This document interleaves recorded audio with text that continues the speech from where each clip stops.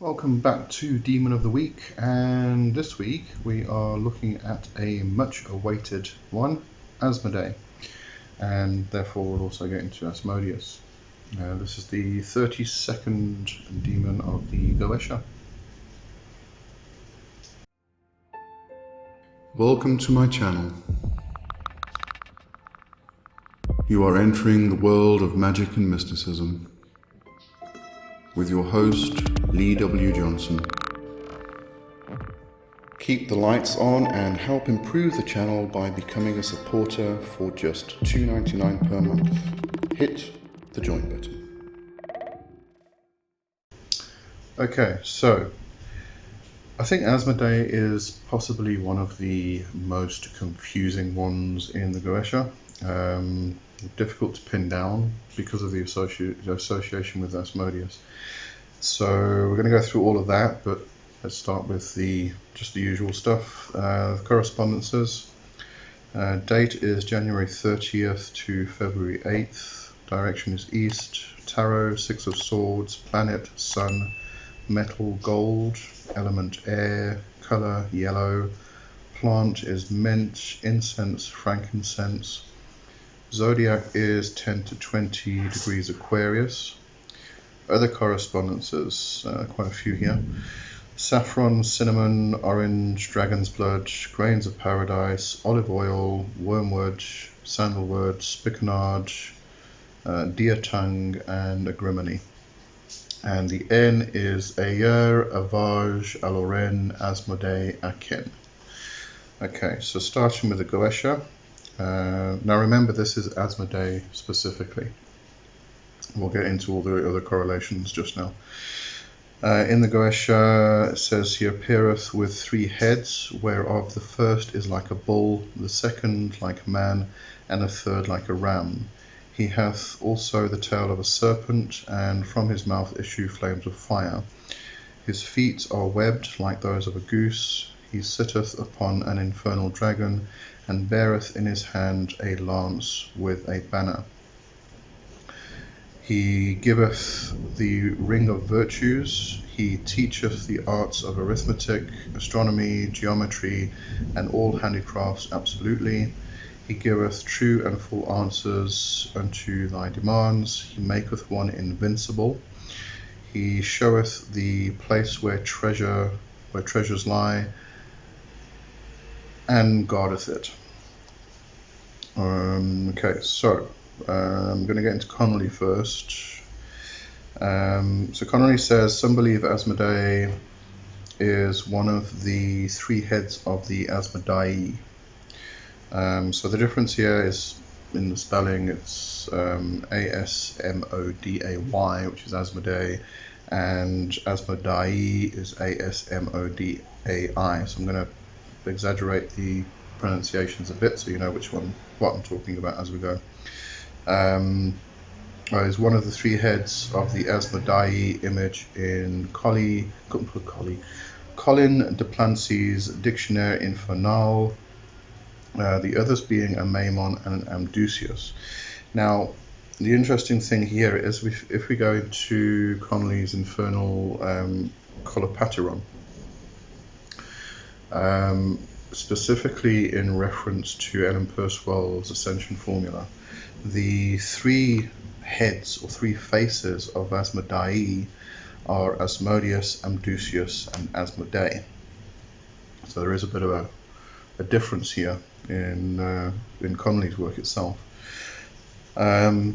She also says, some believe Asmodee is equal to Asmodeus, a demon of lust and passion. Asmodee can be worked with to make the magician physically strong and mentally sharp. Now, the interesting thing here is that when I invoked Asmodeus, and I was using the sigil and the N for Asmodee, but I was specifically aiming towards Asmodeus, the energy that came through was very potent, very powerful. It felt like I had all of the strength in the world. At the same time, it filled me with lust. I was walking around lust-filled for about 2 weeks after doing that invocation. And I think that there's a bit of a difference between the energies, although there isn't actually a difference between the energies. I think we give it a difference. When we think of lust, we think purely of just sexual passion and satisfying ourselves. But that energy, which is lust, is incredibly potent, incredibly powerful, makes you feel powerful, makes you feel like you can take on the world. And that's the energy that we're talking about here. And often when we talk about magical energy, it usually comes from the pelvic area and rises up. And it can often be confused as being sexual energy. So a lot of, you'll see it mentioned here and there, where people talk about raising magical energy and it felt so sexual, it felt so lust-filled. It's because it's energy which is coming into the body, and it, as I said, it usually starts in the pelvic area, especially if we look into things like Kundalini. I mean, Kundalini has had that bad rap of being purely focused on sexuality, and it's not. It's just that energy starts in the pelvic area, and it awakens that whole area, which then makes it feel like it's sexual energy and it's lust. So even though you do feel lustful, and Asmodeus is considered to be a lust demon, that energy itself is what you use for that mental clarity and the feeling of physical strength and the feeling of power that the energy actually gives you. So, make sure you aren't confusing one type of energy for another because they feel the same. Anyway, just thought I'd mention that.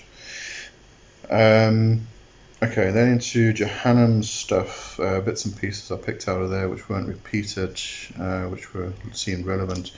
Ashma, another name for Asmodee, Asmodeus, etc., etc. Ashma originated in Zoroastrian law as the Deva, Ahrimanic spirit, of the bloodied mace, who has given authority over 7 great methods of causing destruction. He no longer serves Ahriman. Okay. Now, Jehannam says in Kabbalah he is Asmodeus, the fiend of the wounding spear, the son of either Tubal-Cain or Ashamdon with Naamah, who he married. I find it a bit of a problem here because the information I can find in translation is that Asmodeus is from ancient Greek, whereas the Hebrew is Ashmadai. So, anyway, semantics, just getting mixed up with little bits of names here.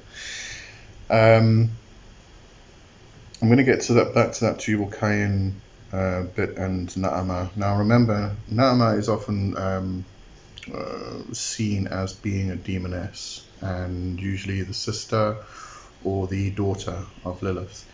Now Naamah is also, or was also, the sister of Tubal-Cain in the Bible. So you have to bear that in mind as well. This is why I say when it gets to Asmodee and Asmodeus, things get a little bit confusing. So Jehannam goes on. In Abrahamic demonology, he is a spirit of lust, lechery, luxury, and gambling. There is mention of him being the manager of Hell's gambling hall or something like that. I don't believe in hell myself, but anyway. Rules over the physical aspects of life: violence, lust, prosperity, luck, knowledge, power, revenge, love, warriorhood, and aggression. And it's suggested that you use sex magic techniques such as charisma are most appropriate for working with Asmodeus. If you're not sure what charisma is, it's kind of like holding back. I've forgotten the term, modern term now we use. Anyway, so charisma means caress in Italian, and charisma is mostly aimed at men actually, It's the practice of bringing yourself to the edge of orgasm, but not orgasming. So then pulling back, allowing yourself to then sort of relax, come back into yourself, and then do it again, and then again, and again, and again, and again. Building up that sexual energy, which in sex magic itself, or Western sex magic practice, this is something which is usually done. So you build up to a point of almost orgasm, and you stop, you pull yourself back, and then you build up more energy, and then you build up more energy, and you build up more energy, and then you can take that energy and project it, move it around the body, do what you want with it, or you can then reach orgasm and explode into the universe. Various reasons for doing this, methods of doing it, but we're not going to get into sex magic now. That's a different topic, which I think we've spoken about in the past. We actually did a blackout chat on sex magic. Might want to go check that out. Alright, so now let's get a bit more into Asmodeus. So in the book of Tobit, it mentions hostile towards Sarah and slays 7 successive husbands on their wedding night. So they couldn't consummate marriages. When Tobias proposes to marry her, he is to meet the same fate, however, with the help of the Archangel Raphael, by placing a fish's heart and liver on red hot cinders. Asmodeus flees to Egypt, where Raphael binds him. So that's the story of Asmodeus from the book of Tobit. In the Talmud, he's not such a bad guy, except possibly concerning his desire for Bathsheba. Bathsheba was Solomon's mother, King Solomon's mother, and then later his wives. One legend, specifically in regards to the Testament of Solomon, Solomon forces Asmodeus into the construction of the Temple of Jerusalem. Solomon forces him into servitude, weakening him by iron and forcing him to carry 10 water jugs to make clay by treading it. This is also mentioned in this Monday's video on the jinn. Another legend has him throwing Solomon over 400 leagues away from the capital by putting one wing on the ground and the other stretched skyward.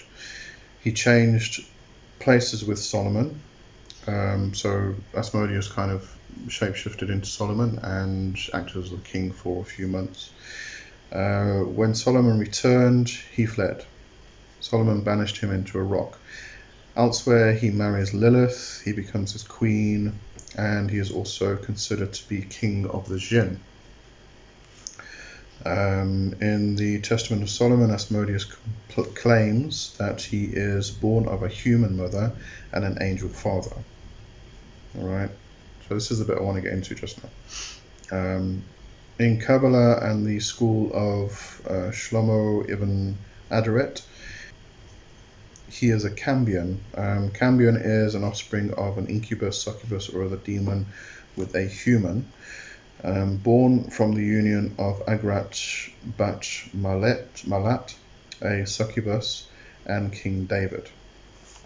Alright, so, we kind of, if we look at the Quran and we look at the Bible, we have all of these stories of, King Solomon and this powerful person and everything else, but definitely had his faults. He fell head over heels for Queen of Sheba, who was considered to be half human, half jinn, which is a huge mortal sin for the Arabs and the Christians as well, obviously, because the jinn are considered to be demons. So you don't go down that route. Now, what's difficult here is that on one hand he's considered to be king of the jinn, and I would consider Asmodeus and Asmodei and Asmodai and Amdusias all to be jinn. And if we look into the jinn law that I spoke about on Monday, we have 3 races basically. We have angels, we have jinn, and we have humans. They also do speak about demons, and it does seem to be separate, but in the Quran, those three are the three races which we know about, which is spoken about. Now, this makes us wonder where the succubus, the incubus, and the demons sit. So, as I said, they do also speak about demons, which seem to be separate from the jinn themselves. But in any regard, in one of these legends, which was the Testament of Solomon, Asmodeus claims that he is born of a human mother and an angel father. Okay, so this would suggest, and I'm going to say there was a mistranslation somewhere along the line. If you look into the Quran, the angels cannot fall. In Christian mythology, the angels can fall. We have Lucifer, Satan, Azazel, Shamyaza, the Watchers, etc., etc. They fell.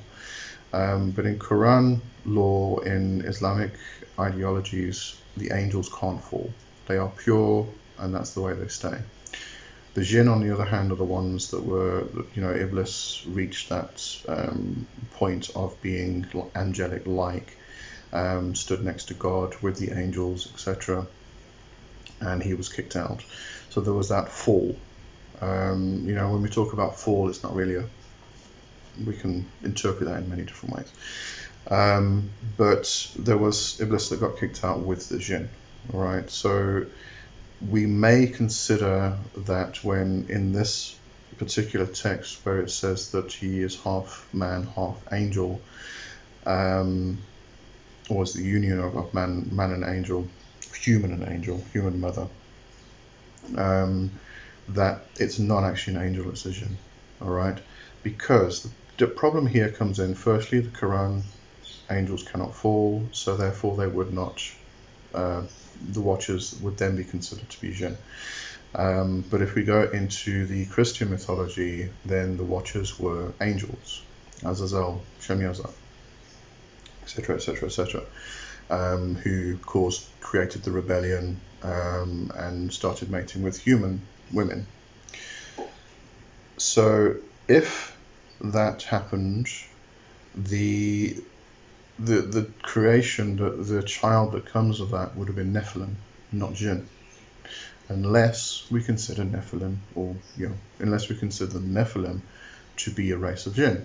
So there's all these maybes, possibilities, don't knows, difficulties with definitions.